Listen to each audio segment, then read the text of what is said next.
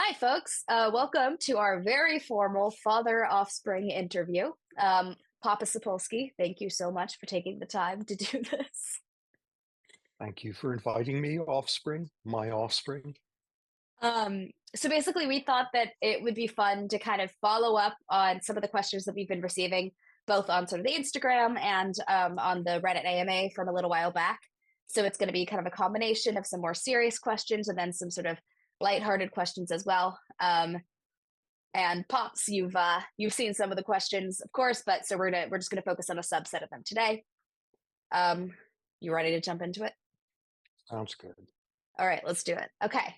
So we're gonna start with the question: who was the most intellectually formidable person you ever knew? Could you describe that person?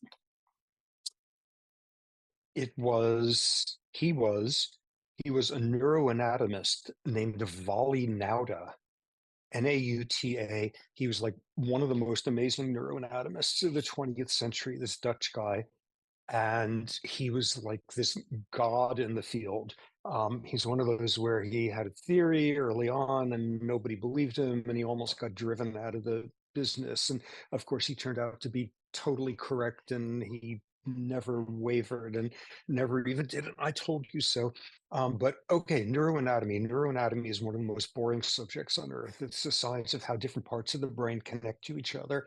And Nauta taught this famous class every other year or so, his neuroanatomy class, where like chiefs of neurology from all over the planet would fly in on sabbatical to take this course as a refresher. And it was in the evening, and you sit there in the dark, and it's just showing up slides of brain slices from like 7 to 11 at night, and you're falling asleep the whole time, and you can't believe how bored you are.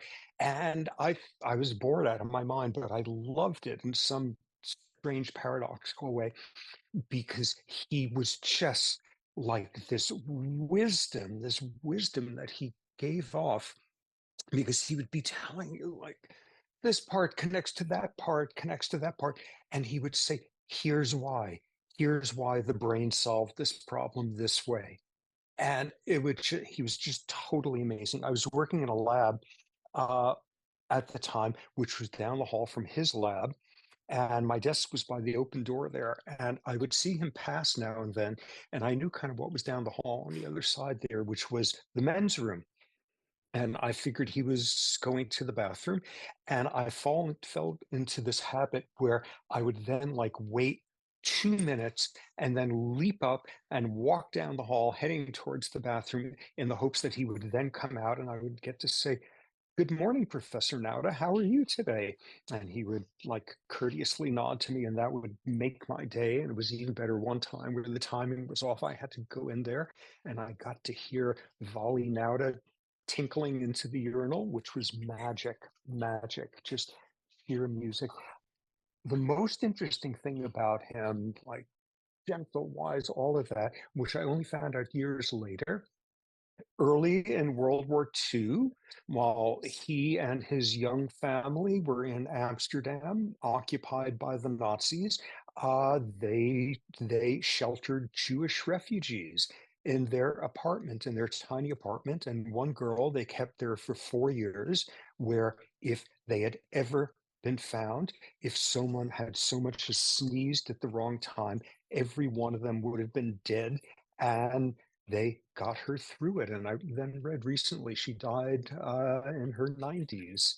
And so, like all of that, and he was like heroically risking his family's life to save refugees. So that's my neuroanatomy god. Sounds pretty great. Um,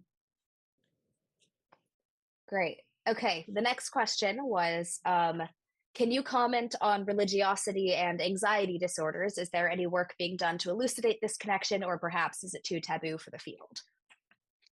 Oh, it's like a great subject, which I obsess over because, like, who could resist? So religiosity and like your body and your brain and all of that.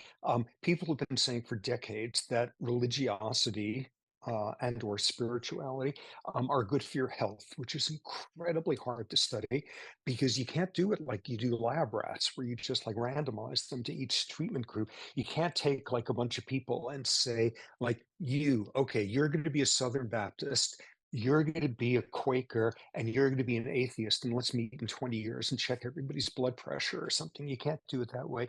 But when you really do these carefully controlled studies, yeah, religious belief has some protective effects on health, mostly by way of sort of the social community that you get.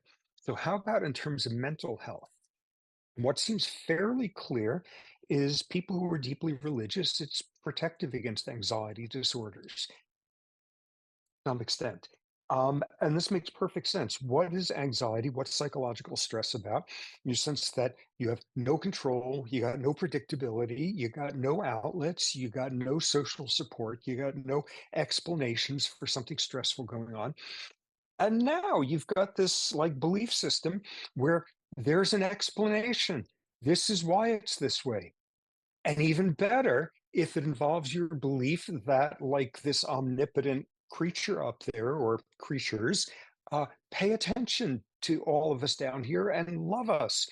And that's even better. And even better is if they especially love people like you and maybe even hate your enemies. And it's enormously protective in that regard. All that said, though, one needs to keep in mind that amid religious belief being very good at containing many sources of anxiety, religion was usually the thing that invented those anxieties in the first place. So, enough said. Great answer. Um, okay, we have one about sort of personal anecdotes here. So any interesting stories that you have from your time researching in the wild where you felt threatened? And we had said maybe the hyena story for this one. The hyena story that I used to lull you to sleep by telling about the hyena and the ants, how the hyena's pelvis bone came to stick out visibly in the work. This was out at my field site in Kenya years ago, and it was during the rainy season, and I discovered a hyena had slid into this sort of pit. And the sides were totally muddy, and the hyena was trying to get out of there, and you could see sort of its fingernail claw marks or whatever, where it just kept sliding down. And as far as I can tell, the hyena had been stuck in there for days. And then a total nightmare, a complete nightmare. As you know, your mother and I still have nightmares from out there about the army ants. Army ants, they'll swarm, they'll cover square acres, they'll cover square miles, they eat everything. And the army ants had found the hyena who couldn't get out of the pit. And they had eaten through like a lot of his skin and muscle on his back leg, and there was a little bit of bone sticking out. It was like the most disturbing thing you could ever imagine. So I went and kind of found a log somewhere and made kind of a ramp into the hole, which the hyena, after a lot of frantic, so that he was like psychotic at that point, managed to get kind of up the ramp and got out and then chased me. And I had to run back to my jeep and hide in there. And that seemed very ungrateful, this hyena, but nonetheless, that was 3 minutes of terror as the frosting on top of totally disgusting, horrifying sight seeing what had happened to this hyena. So, one of my favorite hyena stories. We do love that one.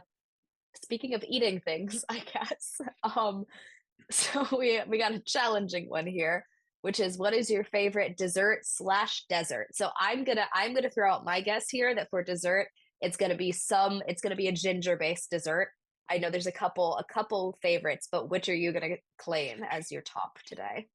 Well, you're cheating because you remember how happy I was when you brought back some crystallized ginger from school a while back. And so ginger snaps, ginger really like stale ones that are very crunchy. Favorite desert. Um, desert. Dessert, I should point out, is stressed, spelled backward. Desserts, everybody in mind does.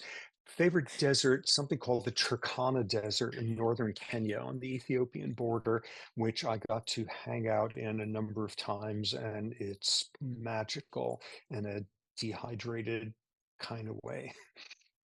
All right, that was it for today. um, this was insightful and enlightening as always. Thank you, Professor. Um, so Thank you, my we child.